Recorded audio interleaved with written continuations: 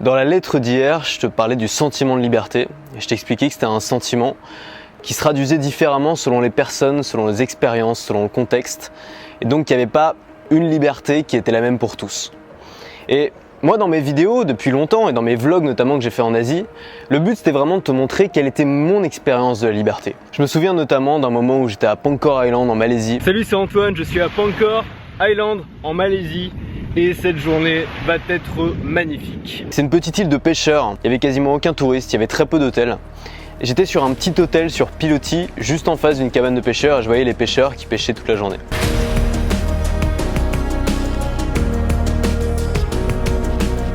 J'ai loué un scooter et j'ai fait le tour de l'île.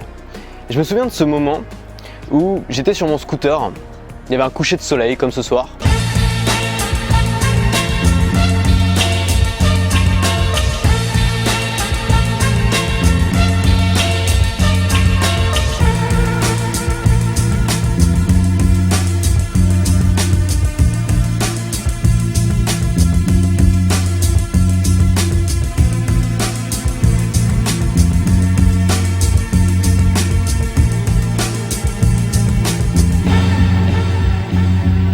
Et je me souviens de ce moment parce que ça fait partie des moments pendant ce voyage où j'ai ressenti au maximum ce sentiment de liberté. Où j'ai senti que je pouvais aller où je voulais, faire ce que je voulais. Il n'y avait personne autour de moi finalement qui s'en préoccupait. Et à ce moment-là, je me sentais bien. C'est un sentiment qui revenait assez souvent, notamment quand j'étais dans les cars, dans les transports. J'écoutais ma musique, je regardais par la fenêtre.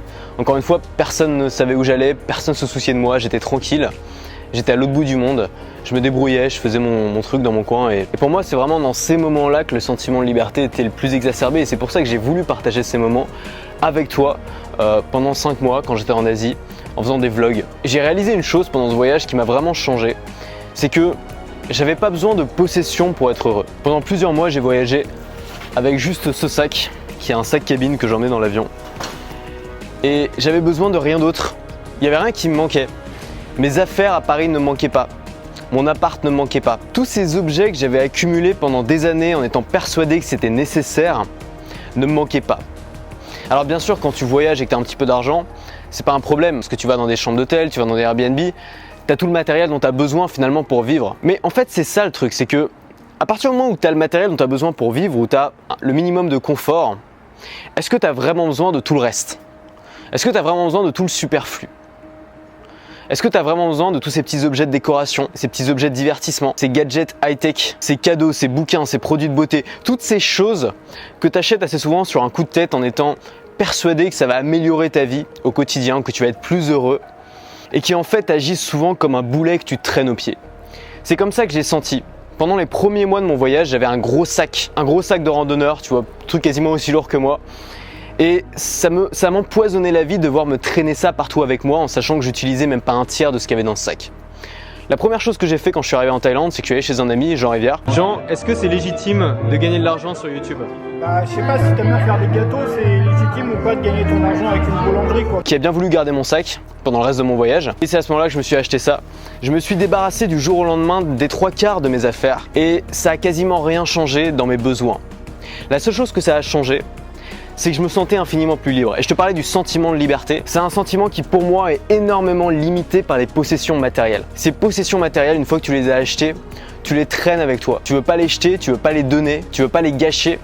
Du coup, tu les conserves. Et indirectement, tu vas y penser. Je sais pas si tu as remarqué, mais on regrette rarement une expérience. C'est très rare de regretter un voyage. Même si le voyage n'était pas parfait, même si tu as eu des difficultés, même s'il y a des moments où tu t'es senti seul, même si tu as vécu des épreuves, même si parfois tu t'es fait voler tes affaires, bah finalement, c'est très rare de regretter un voyage. Avant peut-être d'avoir un accident grave, d'être paraplégique à vie, bon ça d'accord, tu vois.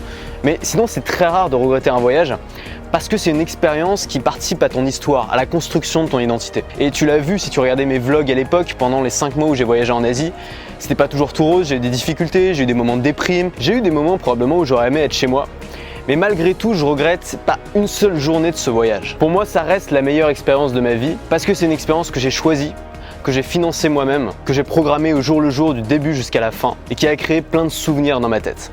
Et je voudrais bien faire la différence entre les choses, les objets et les souvenirs. La semaine dernière, j'étais dans la maison de campagne avec ma famille et ma famille a une tendance à garder un peu tout. Ça peut même aller très loin chez certaines personnes, ça s'appelle la silogomanie et c'est une maladie quasiment qui consiste à tout garder et à ne jamais vouloir se débarrasser de rien. Et ça empoisonne la vie de pas mal de monde. Bon, alors ma famille, elle en est pas du tout au stade pathologique, n'empêche que pour elle, les objets sont très importants parce que ça représente des souvenirs. Et parfois, ils pensent que le fait que j'essaye d'avoir aucun attachement aux objets, c'est parce que j'ai pas d'attachement aux souvenirs. Si j'avais pas d'attachement aux souvenirs, j'aurais pas documenté mon voyage tous les jours avec des vidéos, des photos. Si j'avais pas d'attachement aux souvenirs, j'essaierais d'oublier mon histoire au lieu de la ressortir. Évidemment que j'ai un attachement aux souvenirs, mais je pense que les souvenirs ne sont pas forcément représentés par les objets. Ils peuvent être représentés par les objets, ils peuvent aussi être représentés par les photos que tu peux garder de manière numérique dans le cloud. Il peut être conservé par des vidéos, il peut être conservé par des écrits, par des notes, par des textes. Il peut être conservé tout simplement dans ta mémoire. Est-ce que tu as besoin de garder tous ces jouets? Est-ce que tu as besoin de garder tous ces bouquins? Est-ce que tu peux pas plutôt investir dans des expériences que tu vas pas regretter 3 jours après les avoir achetés comme ça arrive très souvent avec les objets. Dans des expériences dont tu vas garder le souvenir dans ta tête toute ta vie. Des expériences qui vont t'aider à forger ta personnalité. J'ai réalisé ça en Asie. Dès que je suis rentré d'Asie, j'ai commencé à donner mes affaires. J'ai un peu transformé mon appart en brocante. J'ai dit aux gens, si tu veux un truc, tu me demandes.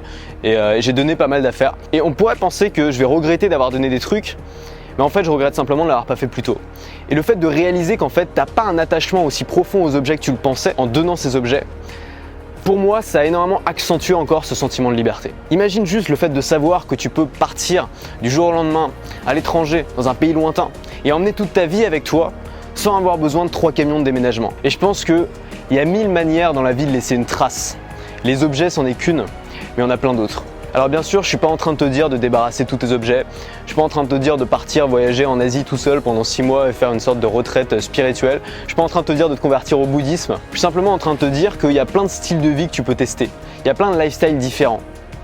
Et peut-être que si aujourd'hui t'es pas heureux avec ton style de vie, tu peux tester autre chose. Je te dis pas que c'est mieux, je te dis que c'est mieux pour moi, que moi je l'ai testé et je l'ai approuvé. Et peut-être que c'est mieux pour toi aussi. Mais la seule façon de le savoir, c'est de le tester. Donc ce sera mon conseil du soir. Expérimente, fais tes propres choix et reste libre.